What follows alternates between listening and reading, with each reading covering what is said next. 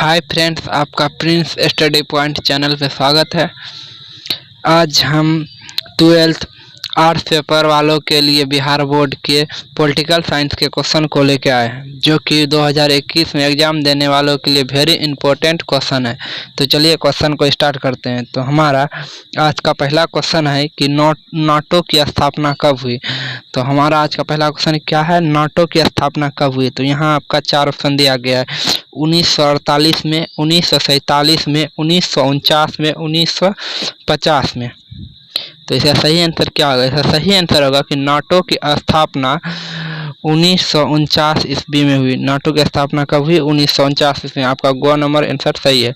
तो चलिए बढ़ते अगले क्वेश्चन की ओर। और हमारा अगला क्वेश्चन है कि सूचना का अधिकार किस वर्ष लागू किया गया, यानी सूचना का अधिकार जो कानून है वो किस वर्ष लागू किया गया। यहाँ आपका 4 ऑप्शन दिया गया है।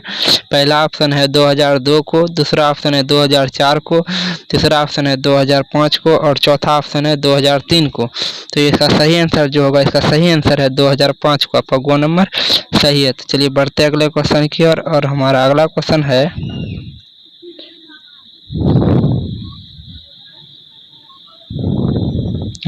क्वेश्चन है कि भारत ने पहला परमाणु परीक्षण कब किया। तो भारत ने पहला परमाणु परीक्षण कब किया।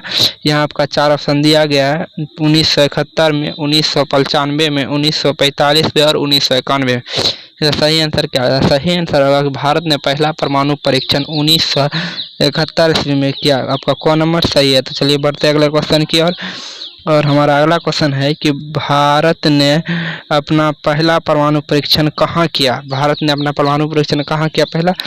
आपका यहाँ पे भी 4 ऑप्शन है। पहला है पोखरण में, दूसरा है बीकानेर में, चौथा है तीसरा है ग्वालियर में और चौथा है तारापुर में। तो सही आंसर क्या होगा? सही आंसर है कि भारत ने पहला परमाणु परीक्षण अपना को नंबर कहाँ, पोखरण में किया। तो चलिए बढ़ते अगले क्वेश्चन की ओर।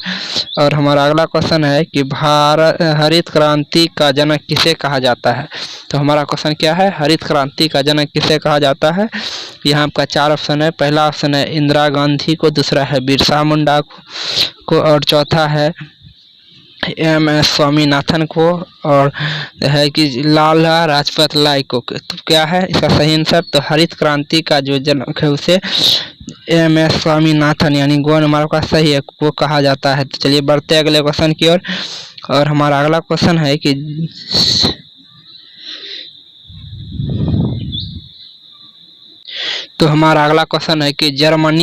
जर्मनी का एकीकरण कब हुआ।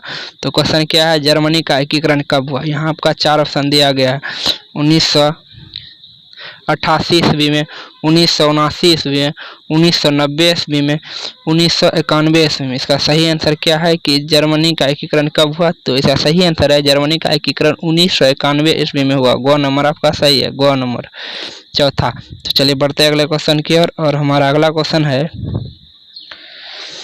कि इंदिरा गांधी का हत्या कब हुई। इंदिरा गांधी की हत्या कब हुई। तो यहाँ आपका 4 ऑप्शन दिया गया है, 1983 में, 1984 में, 1985 में और 1986 में। तो इसका सही आंसर क्या होगा? इंदिरा गांधी की हत्या कब हुई? इंदिरा गांधी की हत्या हुई थी 1984 में। आपका ख नंबर सही है। तो चलिए बढ़ते अगले क्वेश्चन की ओर। और हमारा अगला क्वेश्चन है कि भारत में दूसरा आम चुनाव कब हुआ। भारत में जो है दूसरा आम चुनाव कब हुआ।